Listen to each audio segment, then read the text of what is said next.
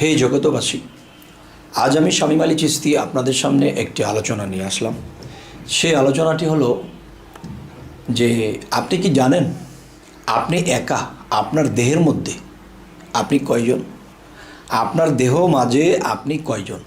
বা আমি বা আপনাকে কেউ যদি জিজ্ঞাসা করে ভাই আপনি কয়জন, তখন আমি কয়জন কিভাবে? যে আপনার দেহটাকে নিয়ে আপনার দেহের মাঝেই আপনি কয়জন। তো এখন আমি বলতে চাচ্ছি যে অবশ্যই এই হিসেব আছে এবং এটা বোঝার আছে। সেটি যেমন যে আমাদের শাস্ত্রে যদি আসি তাহলে আমরা বলি কি, আমার মধ্যে একটি আত্মা জীব, আর একটি আত্মা পরম। তাহলে জীব পরম আমরা দুইজন আমার দেহের মধ্যে। না বাবা, আপনার দেহের মধ্যে আপনি দুইজন না, আপনার মধ্যে আরও কেউ আছে। তবে শর্টে যদি বলতে চাই তো আমাদের শাস্ত্র যদি বলা হয় মাথার যে সাইডটা আল্লাহ, বুকের যে সাইডটা নবী, আমার নাফসের যে এরিয়াটা আদম, তাই বলা হয় আল্লাহ, নবী, আদম, এই তিনজনে মিলে হয় একদম।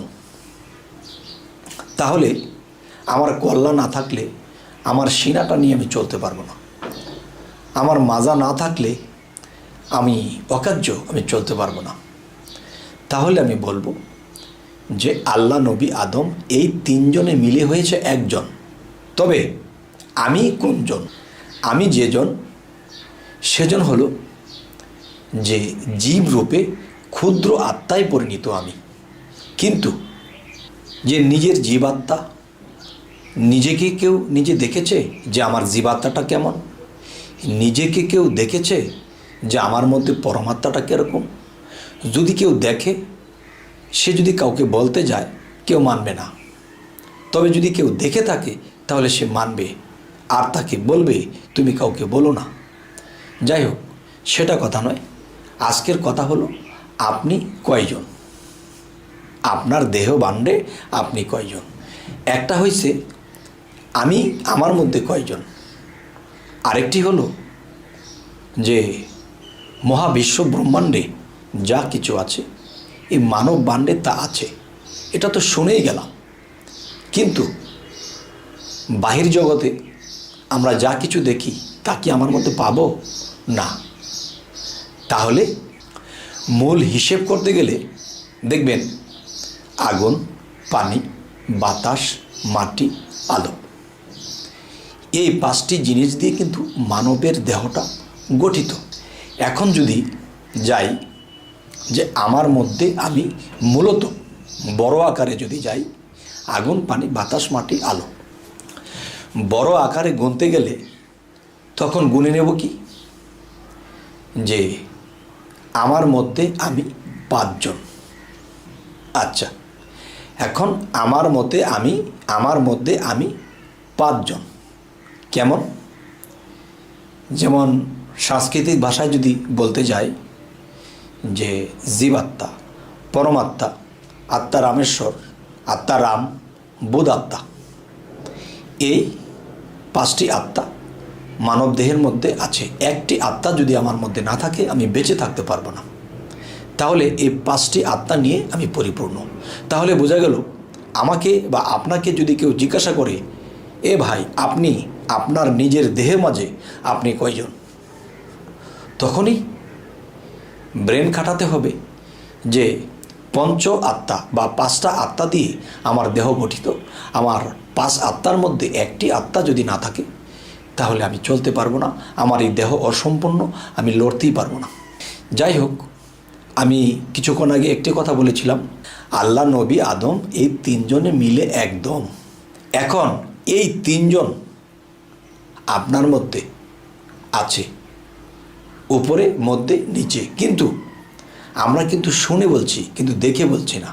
কিন্তু কোনো সাধক সাধনার দ্বারা এই তিনজনকে একজন বানিয়ে দেখে নিয়েছে, যাকে বলা হয় মান আরাফা নাফসাহু ফাকাত আরা রাব্বাহু। যে নিজেকে চিনল সে তার রবকে চিনল। তাই বলতে চাই যে মূলত আমি আমার মধ্যে 5 জন। আচ্ছা, তাহলে যে আবার 3 জনের কথা বললাম, এই 3 জন 5 জনের মধ্যেই মিশে আছে। আর ওই 5 জনে আর 3 জনে মিলেই মূলত 5 জন। আবার দেখবেন 5টি কালেমা, আরও কালেমা আছে, কিন্তু 5টি কালেমাই আমাদের জন্য প্রযোজ্য। এই 5টি আমরা মনে রাখি এবং পাঠ করি।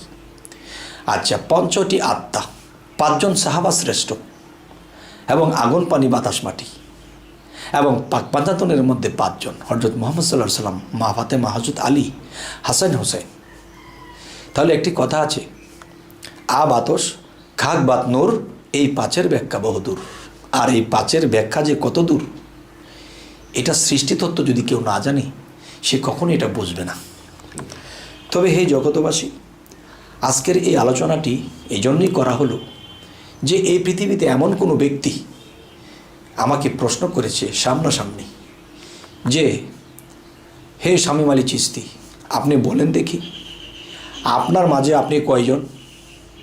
তখন তার উত্তরটা দিতে আমাকে কিছুক্ষণ থম খেয়ে থাকতে হয়েছিল। তখন আল্লাহ আমাকে সাহায্য করেছে, আমি এই উত্তরগুলি দিয়েছি। তবে আমার আজকের এই আলোচনা কথাগুলো আপনাদের কেমন লাগলো অবশ্যই আমাকে জানাবেন। তো আমাদের এই চ্যানেলের আলোচনা যদি ভালো লাগে তো অবশ্যই সাবস্ক্রাইব করবেন, যাতে পরবর্তীতে আমাদের ভালো ভালো ভিডিওগুলো আপনাদের কাছে পৌঁছে যায়। আল্লাহ হাফিজ।